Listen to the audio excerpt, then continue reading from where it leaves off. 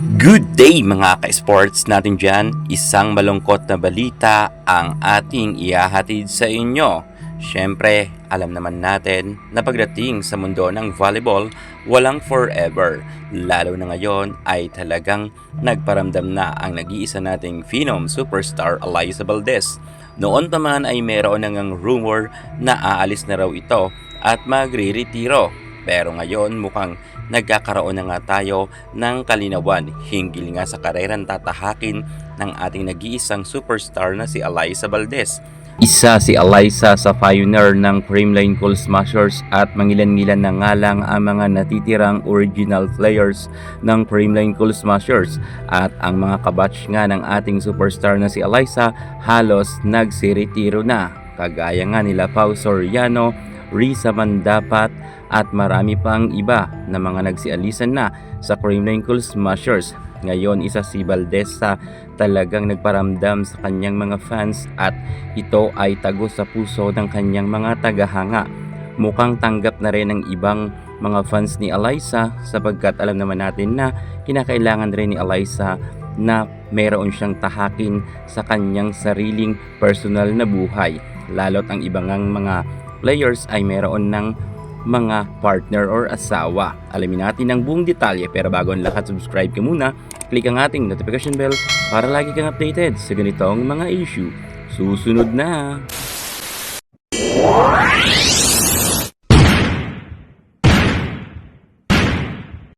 Pagdating sa mundo ng volleyball, tumatak ang pangalan ng nag-iisang superstar na si Alyssa Valdez. Namulat at namayagpag ang volleyball sa Pilipinas na dati naiitsapwera lamang ang sports na ito. Simula nang sumikat si Alyssa Valdez sa kanyang karera ay talagang nagtuloy-tuloy ito. UAAP hanggang dito sa pro ay nakilala lalo ang sports na volleyball, kung kaya nga tinagurian ang nag-iisa nating Alyssa Valdez na phenom at isa nga siya sa talagang nagkaroon ng maraming ambag pagdating sa mundo ng volleyball. Isa si Valdez sa hinahangaan ng karamihan, kahit mga kabataan ngayon baguhan volleyballista na inspired nga raw sila kay Alyssa Valdez nang naglalaro ito. Sobra talagang napakagaling ni Valdez lalo na ng panahon niya sa UAAP at kahit hanggang sa pro. Subalit nananatili nga ang ating nag-iisang Valdez na napaka-humble. Kahit sobrang kasikatan ni Alyssa noon ay hindi mo siya makikitaan ng pag-aangas. Ngayon nakakalungkot nga ang balita sapagkat eto na, finally, mukhang ang ating Alyssa Valdez, ang kanyang pananahimik ay binasag niya na. Mukha talagang aalis na ang nag-iisa nating superstar na si Alyssa Valdez. Handa na ba siyang talikuran ang mundo ng volleyball at iwanan niya ang nasabi nating kanyang minamahal na team na Creamline Cool Smashers na isa nga si Valdez sa sinasabi nating matagal na muno dito. At sa pag-alis ni Valdez, alam ko na meron mga susunod. Noon pa man sa interview, sinabi nga ni Bea De Leon na kapag umalis na ang nag-iisa nating superstar Alyssa Valdez ay magre-retiro na rin siya. Mangyari na rin kaya ito? Ito ang mga kinakatakutan ng ibang mga fans ng CCS, ang pag-aalis ni Alyssa Valdez sa team. Syempre alam naman natin si Baldo ay hindi na rin pabata, medyo nagkakaedad na rin siya.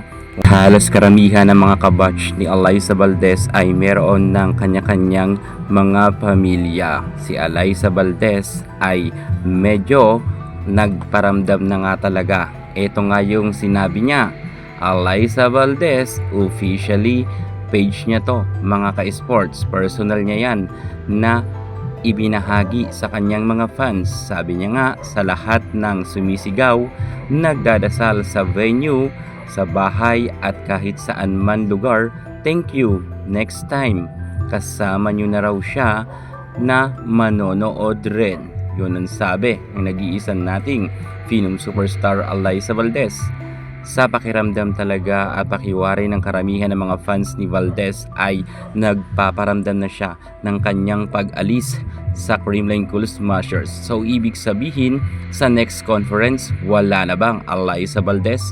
Well, sa kanyang pag-exit, pagdating dito sa VVL, napakaganda pa rin sapagkat nagkaroon nga sila ng gold medal na ibalik nga nila Alyssa Valdez ang corona. Kahit sabihin natin na hindi siya masyado binabad sa loob ng court, okay pa rin to dahil nung prelims ay ipinasok naman siya at siya nga ang ibinabad. Pero ngayon, si Alyssa Valdez handa niya na talagang iwan ang kanyang team upang ayusin niya rin ang kanyang buhay, love life. Sa tingin ko, ito ang matinding dahilan kung kaya aalis na si Alyssa Valdez. Malay natin, next year or ngayong year ay ikasal na siya. Umalis man sa mundo ng volleyball si Alyssa Valdez sa kanyang team na Creamline Cool Smashers, mananatili pa rin sa ating puso ang nag-iisang phenom na si Valdez.